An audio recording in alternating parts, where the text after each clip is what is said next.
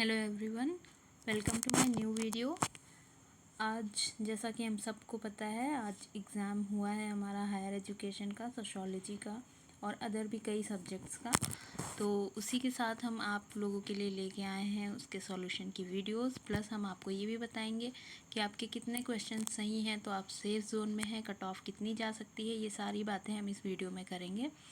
और अभी मैं यहाँ पे फर्स्ट पेपर का सॉल्यूशन लेकर के आई हूँ और आप सभी लोग मैच करने के लिए ढूंढ रहे होंगे, तो मैंने सोचा उस पर वीडियोस बनाते हैं। तो अभी हम आप लोगों के पास इसी का सॉल्यूशन लेकर के आए हैं और शुरू करते हैं, वीडियो में आगे बढ़ते हैं और सॉल्यूशंस देखते हैं किसका कौन सा है। और आप लोग भी कमेंट सेक्शन में मुझे ज़रूर बताइएगा कि आप लोगों के कितने आंसर सही जा रहे हैं, ताकि मैं आप लोग को बता पाऊँ कि कितने तक आप लोग सेफ जोन में हैं और कितना अभी आपको डाउट है। तो चलिए स्टार्ट करते हैं फर्स्ट क्वेश्चन से। सीरीज़ आपकी डिफरेंट हो सकती है, तो आप उस हिसाब से मैच कर लीजिएगा। मेरी सीरीज़ में अभी जो फर्स्ट क्वेश्चन है वो है, who introduce discovery learning method of inquiry based education.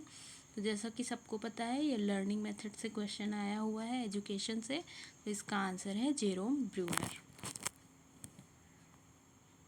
ये तो मैक्सिमम सभी का सही होगा, क्योंकि ये बहुत ही कॉमन क्वेश्चन दिया है इन्होंने। बट अगर रॉन्ग होगा तो कोई बात नहीं, हम लोग बढ़ते हैं नेक्स्ट क्वेश्चन की तरफ। अगर हिंदी में आप लोग देखना चाहें तो खोजपरक अधिगम जो अन्वेषण आधारित शिक्षण की विधि है, किसके द्वारा आरंभ की गई। तो आंसर क्या है, Jerome Bruner. Option D correct है। अब हम बढ़ते हैं अपने नेक्स्ट क्वेश्चन की तरफ। तो नेक्स्ट क्वेश्चन हमारा आया है, the timing of seasonal activities of plants in relation to change in environmental conditions is refer to as. तो ये पूछ रहा है, पर्यावरण परिस्थितियों में परिवर्तन के संबंध में पौधों के मौसमी गतिविधियों के समय को क्या कहा जाता है। तो यहाँ पे बहुत से लोगों ने क्लाइमेटोलॉजी लगा दी क्योंकि मौसम की बात की, बट नहीं, इसका सही आंसर है फेनोलॉजी। इसको बोलते हैं परिघटना विज्ञान। अब देख लेते हैं हमारा नेक्स्ट क्वेश्चन। तो नेक्स्ट क्वेश्चन हमारा बजट से आया है। अगर किसी ने पेपर देने से पहले किसी और शिफ्ट का जीएस का एग्ज़ाम देखा होगा, पेपर देखा होगा, तो उसमें भी बजट का क्वेश्चन आया हुआ था। वैसे वो थोड़ा सा चेंज था, बट फिर भी आप अगर देखते तो आपको पता चल जाता कि बजट से क्वेश्चन एक्सपेक्ट कर सकते थे आप। तो इसको पढ़ते हैं। Under the union budget 2025-26 first time social security scheme of welfare has been proposed for. ये जनरली गिग वर्कर्स के लिए प्रपोज किया गया है। तो गिग कुछ लोग मानते हैं कि वो मैन्युफैक्चरिंग वर्कर्स में आता है, और विमेन के लिए भी इन्होंने बजट में पास किया था। बट फिर भी इसका जो मोस्ट अप्रोप्रिएट आंसर है एज़ पर मी, वो मैन्युफैक्चरिंग वर्कर्स होगा। तो ऑप्शन सी इसमें करेक्ट होगा। नेक्स्ट आंसर तो बहुत ही सिंपल था, जिसका आंसर मुझे भी बताने की नीड नहीं है। The term gigabyte refers to, obviously it will be 1024 megabytes. सभी को पता होगा गीगाबाइट शब्द का क्या तात्पर्य है, कि उसमें कितने क्या होते हैं। तो 1024 मेगाबाइट्स होते हैं। उसको आप लोग को ये बहुत ही कॉमन क्वेश्चंस पूछ लिया। इसमें कंप्यूटर के मैक्सिमम क्वेश्चंस जो भी आए हैं वो बहुत ही इजी लेवल के रहे हैं। अभी हम बढ़ते हैं अपने आगे क्वेश्चंस की तरफ।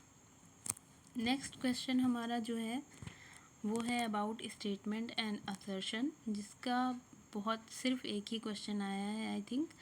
बाकी आगे हम देखते हैं। तो अगर हम पेपर का लेवल देखें तो हमें समझ में आ रहा है अभी 4-5 क्वेश्चन से ही कि डायरेक्ट क्वेश्चंस पूछे गए हैं, बिल्कुल भी घुमाया नहीं गया है। तो चलिए इसको सॉल्व करते हैं। यहाँ पे असर्शन है, when a ship leaves a river and enters ocean it rises a little. कहने का मतलब है, जब कोई जहाज़ नदी से मिलकर समुद्र में प्रवेश करता है तो वह कुछ ऊपर उठ जाता है। उसका रीज़न इन्होंने दिया है, the density of sea water is more than that of river water. समुद्र के जल का घनत्व नदी के जल से घनत्व से अधिक होता है। तो बहुत ही क्लियर यहाँ पे समझ में आ रहा है कि असर्शन और रीज़न दोनों ही सही हैं, क्योंकि आपको पता है कि जब भी कोई शिप रिवर से ओशन में जाती है तो वो उड़ जाती है। ऐसा क्यों होता है? क्योंकि उसकी डेंसिटी ज़्यादा होती है। जब डेंसिटी ज़्यादा होती है तो राइज हो जाता है। तो इसका ऑप्शन सी सही हो जाएगा आपका। आई होप मैं जो आंसर्स बता रही हूँ मैक्सिमम लोगों के सब सही होंगे। अभी तक कोई ऐसा क्वेश्चन आया नहीं है जो डिफ़िकल्ट हो बहुत ज़्यादा, तो इसका ऑप्शन सी सही हो जाएगा। अब देखते हैं आगे। नेक्स्ट हमारा सिक्स्थ क्वेश्चन है हमारा, A type of unemployment in which the presence or absence of a person in a job does not make a difference is called। बहुत ही बेसिक क्वेश्चन है। अगर आपने ग्रेजुएशन में या कभी इंटर में भी इकोनॉमिक्स थोड़ा बहुत देखी होगी, बहुत बेसिक, तो ये फर्स्ट थर्ड चैप्टर्स में ही आ जाता है। तो अनएम्प्लॉयमेंट, ये ऐसा अनएम्प्लॉयमेंट की बात कर रहा है, एक तरह की ऐसी बेरोजगारी जिसमें किसी व्यक्ति का कार्य में होना या ना होना कोई अंतर नहीं डालता। तो ये कैसा होता है? डिसगाइज्ड अनएम्प्लॉयमेंट, यानी कि डिसगाइज्ड का मतलब ही होता है जहाँ आप पहचान ना पाएँ। तो जब वो होगा ही नहीं, तो या है या नहीं है, इसका कोई फ़र्क ही नहीं पड़ता, तो ऐसे अनएम्प्लॉयमेंट को बोलते हैं डिसगाइज्ड अनएम्प्लॉयमेंट। तो ऑप्शन ए यहाँ पे आपका सही हो जाएगा। अब नेक्स्ट क्वेश्चन देखते हैं, जो कि कंप्यूटर से, again it is very easy, very common, जो थोड़ा बहुत भी डेली लाइफ में अगर कंप्यूटर का आप यूज़ करते हैं तो आपको समझ में आ जाएगा। आप इसको नॉर्मल किसी छोटे बच्चे से भी पूछेंगे तो वो अगर थोड़ा बहुत भी चलाता है या स्कूल की लैब में सीखता है तो वो बता देगा। Which tool is used among the following for data calculation. तो सभी को पता है डेटा कैलकुलेशन के लिए हम लोग क्या यूज़ करते हैं, MS एक्सेल। जिन लोगों ने PhD कर रखी है उनको तो प्रैक्टिकल में सब कुछ पता होगा, अगर कंप्यूटर नहीं भी यूज़ किया होगा फिर भी। तो इसका ऑप्शन हो जाएगा हमारा डी। आंकड़ों की गणना हेतु निम्न में से कौन सा साधन प्रयुक्त होता है? तो आंसर है MS एक्सेल। देखते हैं हम नेक्स्ट क्वेश्चन हमारा, जो कि है हिस्ट्री से। हिस्ट्री भी बहुत कॉमन आई है। जिन लोगों ने हिस्ट्री से किया होगा उनके लिए तो बहुत ही ईजी होगी, जिन लोगों ने हिस्ट्री से नहीं किया होगा उन्होंने भी ईजिली ये क्वेश्चन का आंसर कर लिया होगा। The question is, in which year dyarchy was started in provinces. राज्यों में द्वैत शासन किस वर्ष लागू किया गया था? तो इसका सही आंसर है 1919। The correct answer is option D, 1919 में इसको लागू किया गया था। नाइन्थ क्वेश्चन हमारा है, where was the 19th G20 summit held. बहुत लोगों ने इसमें न्यू दिल्ली लगा दिया होगा, बिकॉज अभी रिसेंटली यहाँ पे हुआ था, बट आप अगर ध्यान से क्वेश्चन को देखेंगे यहाँ पे पूछ रहा है अबाउट 19th G20 समिट। तो ये कहाँ पे हुई थी?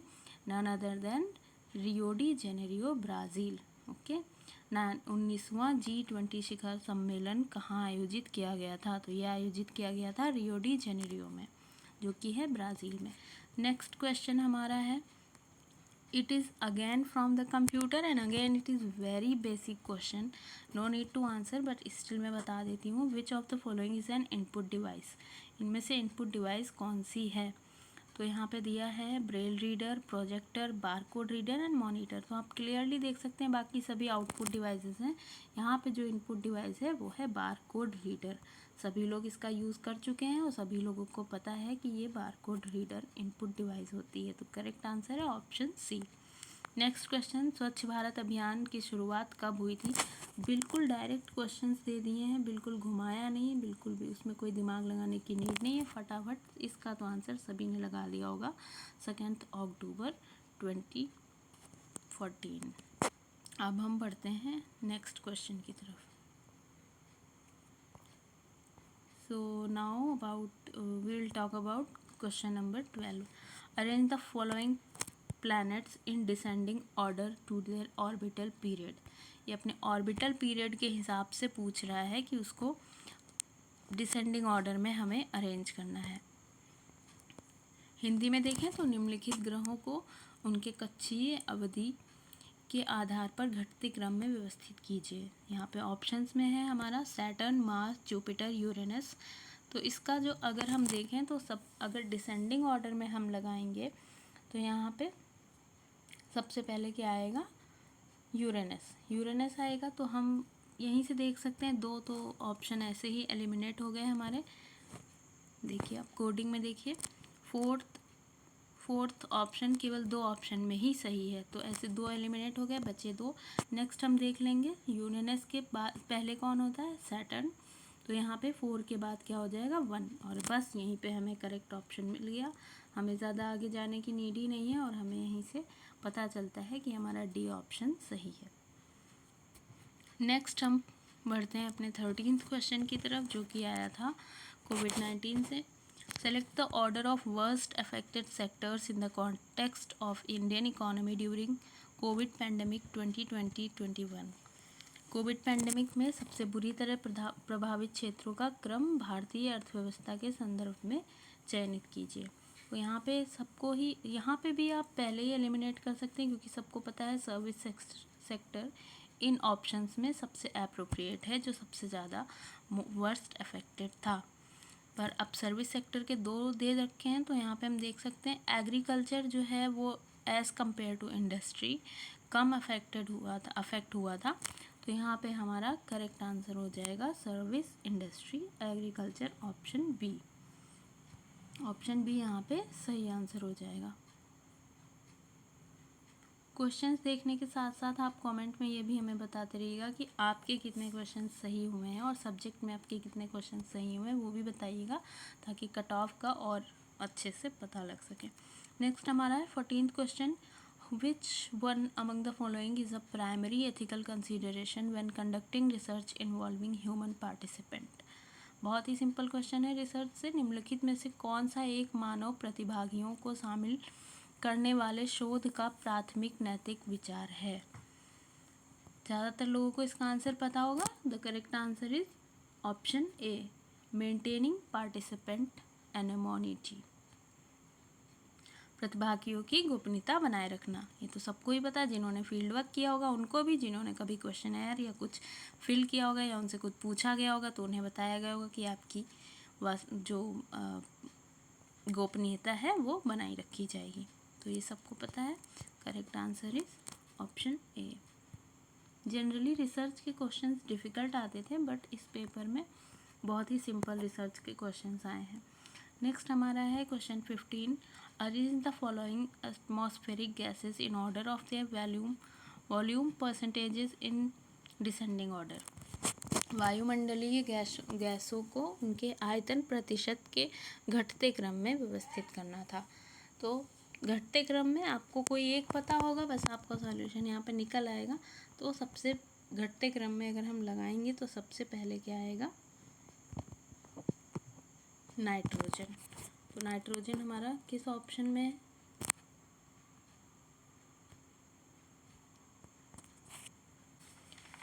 सो आप क्लियरली देख सकते हैं सेकेंड नंबर पे है नाइट्रोजन, और केवल एक ही ऑप्शन ऐसा दिया है इन्होंने जिसमें नाइट्रोजन करेक्ट है। दो ये क्वेश्चन बहुत इजी था, फिर भी इन्होंने बिल्कुल भी ऑप्शन ऐसे नहीं बनाए कि आप थोड़ा तो कंफ्यूज हो। यहाँ पे क्लियरली इसका आंसर है ऑप्शन डी। नेक्स्ट बढ़ते हैं क्वेश्चन 16 की तरफ। 16th क्वेश्चन है, who was appointed as the chairperson of Security and Exchange Board of India (SEBI) in 2024। SEBI में भारतीय प्रभूति एवं विनिमय बोर्ड का अध्यक्ष किसे चुना गया था 2024 में? तो किसे चुना गया था? ये चुना गया था माधवीपुरी पुच को। इसके बाद अभी 2025 में उनको रिप्लेस कर दिया है, लेकिन 2024 का क्योंकि इसने पूछा है, बहुत लोगों ने इसमें करंट का लगा दिया होगा, जो कि नहीं है। तो यहाँ पे बुच सही ऑप्शन आपका है, बुच, option number D. Next question हमारा आया है पॉलिटिकल साइंस से, जो कि बहुत ही बेसिक है वो भी। Bye which constitutional amendment the cooperative societies were given constitutional status? किस संविधान संशोधन द्वारा सहकारी समितियों को संवैधानिक दर्जा प्रदान किया गया था? तो it was provided by which constitutional status? None other than 97th constitutional amendment. Okay, the correct answer is 97वां संविधान संशोधन, option D. What is the binary representation of decimal number 10? अब यहाँ पे आपको मैथ्स में थोड़ा सा लगाना पड़ेगा। दशमलव संख्या 10 का बाइनरी प्रतिनिधित्व क्या है? तो आपको सभी को आता ही होगा इसको निकालना, हम एलसीएम की तरह निकालते हैं। तो इसमें 10 का पूछा था, 2 से करेंगे 5 and 1, then again 2 0 2 1 0। Correct option आपका हो जाएगा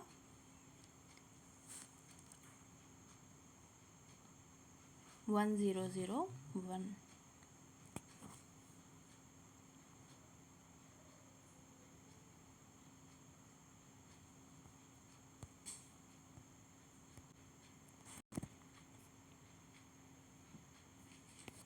सॉरी, मैंने उसको थोड़ा लिख दिया गलत।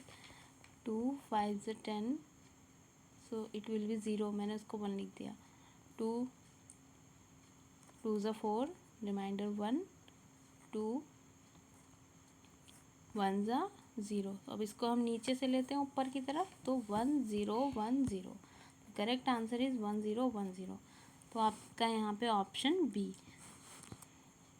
नेक्स्ट हम बढ़ते हैं अगले क्वेश्चन की तरफ।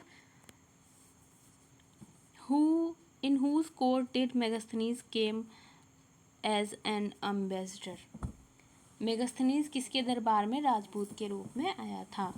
तो यहाँ पे आपका करेक्ट आंसर हो जाएगा Chandragupta Maurya.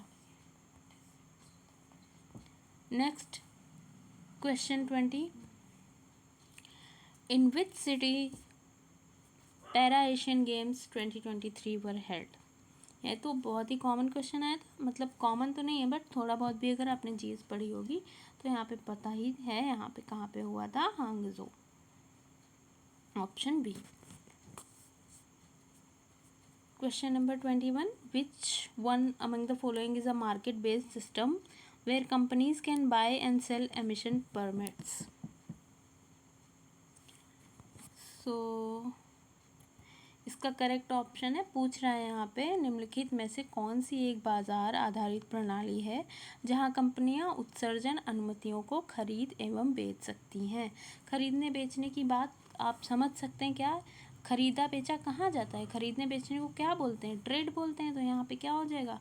Carbon trading. Option A. निम्नलिखित को एक अनुक्रम में व्यवस्थित कीजिए। Arrange the following in the sequence. यहाँ पे ये रिसर्च का क्वेश्चन है, रिसर्च के स्टेप्स दे रखे हैं, डेटा एनालिसिस के यहाँ पे स्टेप्स दे रखे हैं।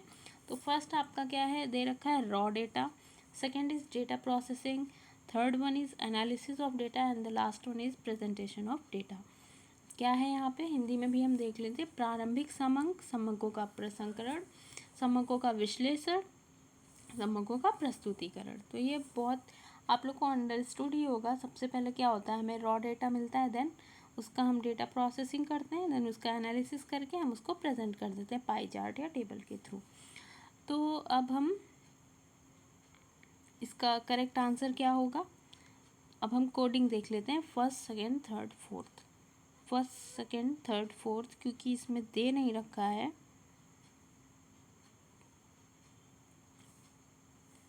तो इसका हम मोस्ट अप्रोप्रिएट देख लेते हैं अभी इसके क्वेश्चन के ऑप्शंस के हिसाब से। तो फर्स्ट तो रॉ डेटा ही रहेगा, तो वो तो तीनों में है। देन सेकंड हमारा फिर data processing,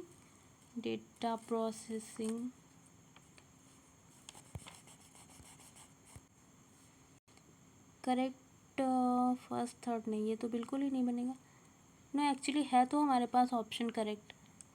first raw data, then हम उसकी डेटा प्रोसेसिंग करेंगे, देन एनालिसिस तो सबसे एंड में होगा, प्रेजेंटेशन उसका करने के बाद ही हम एनालिसिस करेंगे। मैंने वहाँ पे उल्टा बोल दिया, पहले हम उसका एनालिसिस करने से पहले तो हम डेटा को प्रेजेंट करेंगे, राइट। पहले हम टेबल्स बनाएंगे, पाई चार्ट बनाएंगे, तभी तो उसको हम एनालिसिस करेंगे। तो यहाँ पे आपका हो जाएगा first second fourth and third, जो कि यहाँ पे दे रखा है ऑप्शन सी। ओके, तो इसका करेक्ट आंसर हो जाएगा ऑप्शन सी। सबसे पहले हम रॉ डेटा लेंगे, देन उसकी प्रोसेसिंग करेंगे, फिर उसको हम प्रेजेंट करेंगे, और जो प्रेजेंट करेंगे उसी का हम उसके नीचे एनालिसिस करेंगे। नेक्स्ट हमारा क्वेश्चन है, who launched Tamilaga Vettri Kazhagam party, a new political party in Tamil Nadu? Tamil Nadu में किसने ये करी थी? तो it is very clear, Joseph Vijay Chandrasekhar थे, जिन्होंने तमिलनाडु में एक नई राजनीति पार्टी तमिलागा वेट्री कजगम की शुरुआत की थी। तो इसका ऑप्शन हो जाएगा, हमारा करेक्ट आंसर हो जाएगा option A, Joseph Vijay Chandrashekhar. Next हमारा क्वेश्चन 24 हम देख लेते हैं। भारत का पहला सौर मिशन आदित्य L1 कब प्रदर्शित किया गया था? When was first solar mission of India Aditya L1 launched? तो ये कब लॉन्च किया गया था? सितंबर में, सितंबर 2023। Next question 25। Cartagena protocol is related to which one of the following? Cartagena protocol किससे रिलेटेड है? ये हमारा रिलेटेड है, ऑप्शन दे रखा है, ozone layer conservation, living modified organisms, heritage sites, wetlands. तो ये रिलेटेड है हमारा बायो सेफ्टी से। तो बायो सेफ्टी के अंडर इसमें से क्या आएगा? Living modified organisms. तो इसका करेक्ट आंसर हो जाएगा ऑप्शन बी, जीवित संशोधित जीवों से। कार्टाजीना प्रोटोकॉल इसी से संबंधित है। नेक्स्ट क्वेश्चन है हमारा, विश्वविद्यालय अनुदान आयोग की कौन सी पहल उच्च शिक्षा में डिजिटल लर्निंग की चुनौतियों का समाधान करने का लक्ष्य रखती है? Which initiative of UGC aims to provide the address the challenges of digital learning in higher education? तो इसका आंसर मेरे भी अभी डाउट में है, क्योंकि इसमें जो ऑप्शंस दे रखे हैं मैं उसमें से आइडेंटिफाई नहीं कर पा रही हूँ कि करेक्ट ऑप्शन क्या होगा, और जो करेक्ट ऑप्शन होना चाहिए वो मुझे इसमें नहीं दिख रहा है। अगर आप लोगों को इसका करेक्ट आंसर पता है तो आप लोग मुझे कमेंट सेक्शन में ज़रूर बताइएगा। नेक्स्ट हम देखते हैं अपना question 27। Which one of the following subjects is not in a concurrent list? निम्नलिखित में से कौन सा एक विषय समवर्ती सूची में नहीं है? इसमें नहीं है पूछ रहा है, क्लियरली आप देखिए यहाँ बोला है कौन सा नहीं है। तो पहला दे रखा है public health, weights and measures, education, administrative of justice. तो कॉन्करेंट लिस्ट आप सभी को पता है 3 लिस्ट होती हैं। First one is centre and second is of state. जो दोनों में होती है कॉमन उसको हम बोलते हैं कॉन्करेंट। तो यहाँ पे पूछा है कॉन्करेंट में कौन सी नहीं है। तो आपको पता है पब्लिक हेल्थ दोनों में ही होगा, एडमिनिस्ट्रेटिव ऑफ जस्टिस भी दोनों में ही होगा, एजुकेशन भी दोनों में होगा। जो नहीं होगा दोनों में वो क्या होगा? Weights and measures. तो यहाँ पे करेक्ट ऑप्शन हो जाएगा आपका ऑप्शन बी, बाट और माप।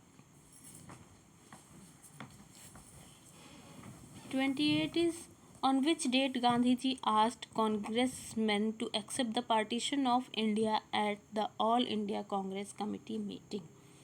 किस तिथि को अखिल भारतीय कांग्रेस समिति की बैठक में गांधी जी ने कांग्रेसियों से भारत के विभाजन को स्वीकार करने को कहा था? इसका करेक्ट आंसर है आपका 14 June 1947, option C. 29th and the second last question is, who was the first to apply the sociometric test? ये सभी को मैक्सिमम पता होगा, JL मोरेनो ने सबसे पहले समाजमिति परीक्षण का प्रयोग किया था।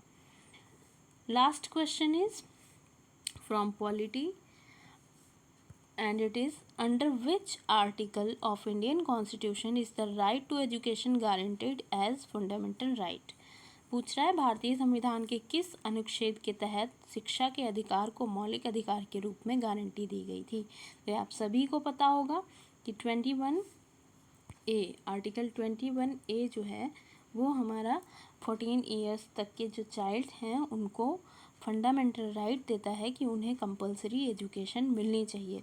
और ये कब किससे हुआ था? ये 86th अमेंडमेंट से हुआ था, जो कि 2002 में जो हुआ था, जिसने क्या किया था? न्यू ड्यूटी ऐड की थी, फंडामेंटल ड्यूटी। ये पेरेंट्स की ड्यूटी बनती है कि वो अपने 14 ईयर्स तक के चाइल्ड को कंपलसरी एजुकेशन प्रोवाइड करें। और जब वो फंडामेंटल ड्यूटी ऐड हुई तो उसी की वजह से ये फंडामेंटल राइट भी ऐड हुआ था 86th अमेंडमेंट से। So the correct answer is article 21। सो यहाँ पे मैंने अपने एंड से जितने भी क्वेश्चंस मुझे जो ठीक लगा वो मैंने बताए हैं कि किसका क्या आंसर होना चाहिए। अगर पेपर का लेवल की बात करें तो वो बहुत इजी से मॉडरेट तक था, डिफ़िकल्ट तो हम इसको नहीं कहेंगे। बाकी कट ऑफ की अगर बात करें हम जीएस में तो अप्रॉक्स 25 प्लस जानी चाहिए, या 20 प्लस तो हर हाल में जानी चाहिए।